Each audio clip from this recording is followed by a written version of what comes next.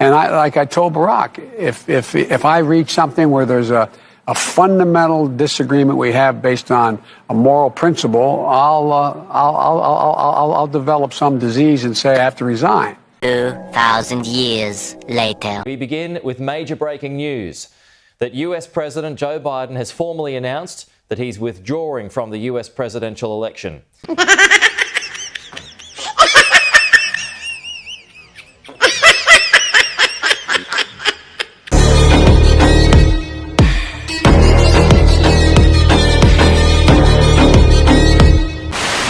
Hey, Joe Biden, you've been talking all that shit about F-15s, about getting your F-15s and taking on the people and the government being invincible against us. You've been talking all that shit, calling us fascists, calling us Nazis, calling us insurrectionists, calling us terrorists. But here's the thing, Joe Biden, we beat your bitch ass so hard, you dropped out.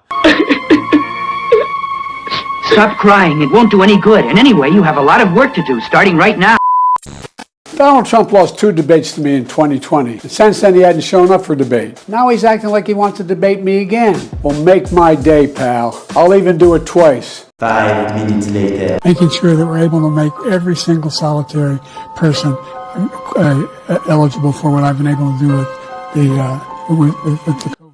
Excuse me, with dealing with everything we have to do with. Look.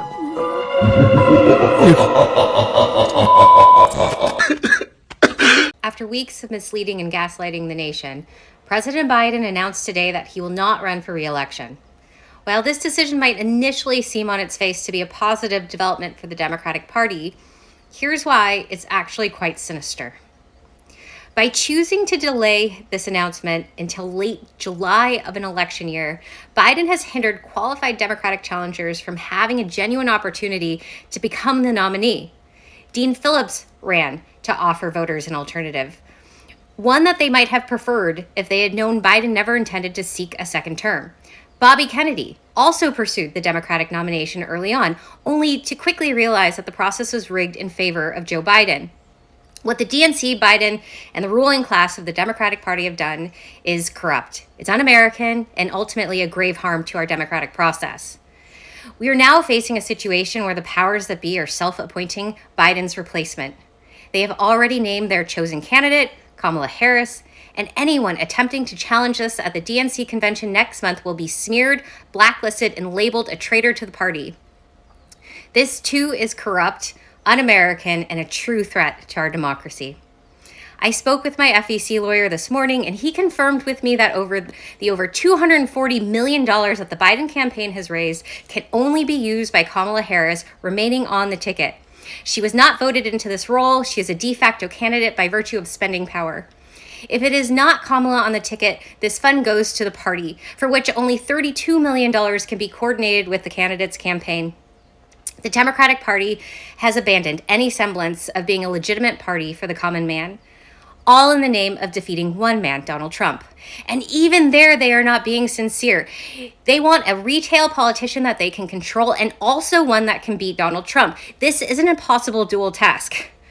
As a lifelong progressive Democrat, I am ashamed of the party leadership I once supported and deeply sorry to the millions of Americans who have placed their hope in a political machine that does not serve their best interest. I remember the frustration I had the last several years trying to reason with leadership within the party, realizing I was not speaking to anyone with any authority or a serious commitment to the people of this country and its future. So thankfully, there is another path. Never before has it been more necessary to have an independent choice. This is why I believe supporting Bobby Kennedy is the way to end this duopoly once and for all. Now is the time for real change. Well, to be frank with you, it doesn't matter if it's Joe Biden, Kamala Harris, or anybody else, because the radical Democrat agenda remains the same. It's their agenda that unleashed the massive inflation. It's their agenda that has massively opened up our borders, giving the drug cartels operational control over the southern border. It's the Democrat agenda that is Joe Biden's agenda, Kamala Harris's agenda, that has led to a weak and feckless foreign policy. So our view is very clear. It doesn't matter who they actually nominate. Their agenda remains the same. Sorry. It's been destructive of the men and women of our country, and that Donald Trump has the policy prescriptions to make America great again. As you know, we've inherited quite a budget crunch from President Joe Biden. How bad is it, Secretary Van Houten? We're broke. The country is broke? How can that be?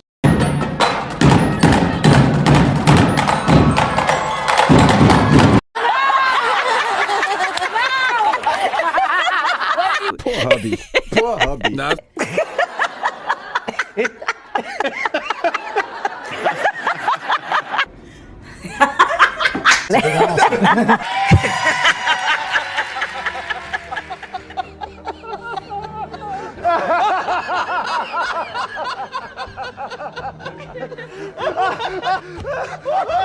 Jesus Christ, great.